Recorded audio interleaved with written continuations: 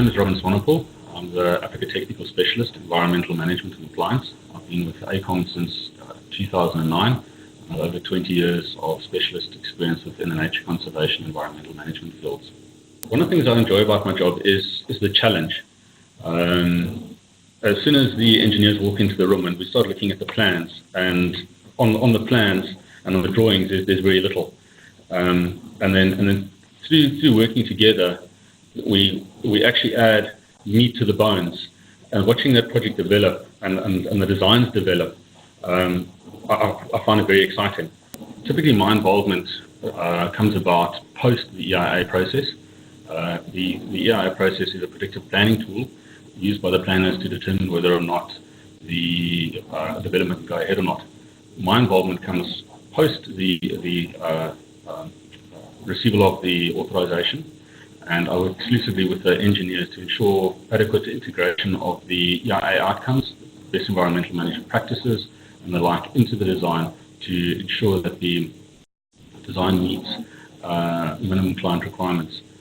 During the engineering design, we use front-end loading, front-end engineering design to integrate the outcomes of the environmental impact assessment and the environmental best management practices into the design. During this period, we ensure that there's a very close integration between engineering and environmental requirements, so that at the end of the project, at the end of the design phase, when it rolls out to construction, that at least everything from an engineering and environmental perspective talks to each other.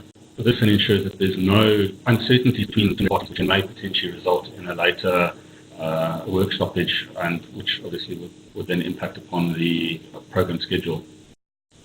In addition to the environmental design criteria, I'm involved with the development of environmental and social management plans, environmental and social management systems, and environmental and social specifications.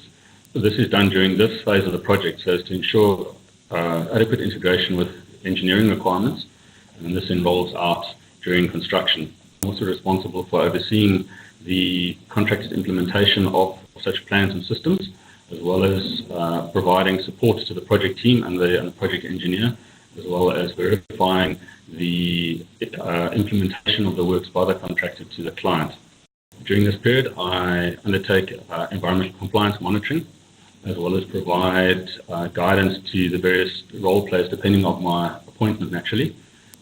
The iterative nature of being involved with both design and on the construction side allows for lessons learned during construction to be rolled back into the design phase, and that then with each development that ACOM enters into, we can then take that lessons learned and then improve our designs, and thereby providing an improved product for the client.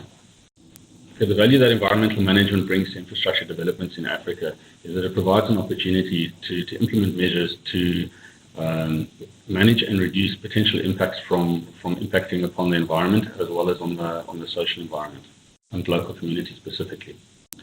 It can also reduce the development footprint from being a potentially large development footprint through smart design of reducing the footprint size to ensure that all considerations are accounted for without unnecessarily impacting upon the greater surrounding environment. Furthermore, it creates an opportunity for the maximization of natural resources, where these resources can be wisely used, reused, or the use could be reduced. An example is a project which I was involved with a little while ago, where we had excessive amounts of spoil. This spoil had to be driven away to a local landfill, which was quite some distance away. That driving away would have obviously impacted upon the overall costs of the project, as well as increasing the carbon footprint and increasing the health and safety aspects of increased vehicle access on the road. So what we then did was we actually integrated the use of the spoil material, and we created berms around turbine footprints. That way then we reduced the visual and sound impacts, as well as creating water berms to ensure that the stormwater then was flowing away from the structures. Landfill airspace is at a premium in South Africa, and therefore the wise use of the spoil material on site as opposed to taking it to landfill was a big benefit towards the project. Typically, the environmental impact assessment process is undertaken prior to the design process commencing. And with that, the environmental component is done in isolation to the engineering design. So it's very much if I may use the terminology, an us and them approach. And there's very little integration between the two parties. And due to the limited integration between the parties, many a times the project's development in one way and the EIA process is actually developed in another way. So by incorporating environmental management during the early phase of the project, you can actually bring those two aspects together and then integrate them into a singular process. Thankfully, I can, if I may use a terminology, I can speak environmental and I can speak engineering, and therefore I can understand both the engineering component as well as the environmental component, and thereby acting as an effective bridge between the environmental consultants as well as the engineers. One of the projects that I worked on was the Marty Water Scheme Augmentation Project. Our appointment was after the EIA process had been completed.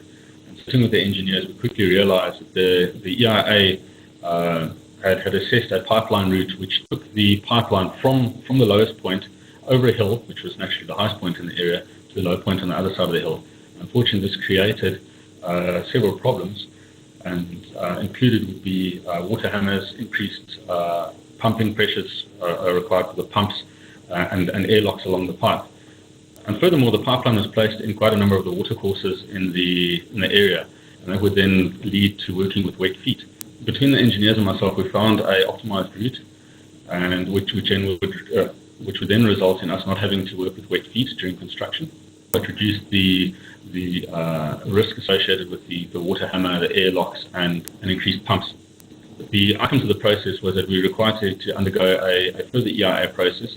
But thankfully, because we had initiated the optimization right at the beginning of the design phase, we could then employ sub-consultants who then initiated the EIA process for us on our behalf.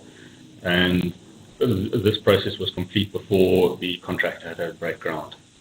I've been fortunate enough to work on various project types, airports, ports, oil and gas, pipeline, dams, power stations, transmission lines, sports stadiums, etc.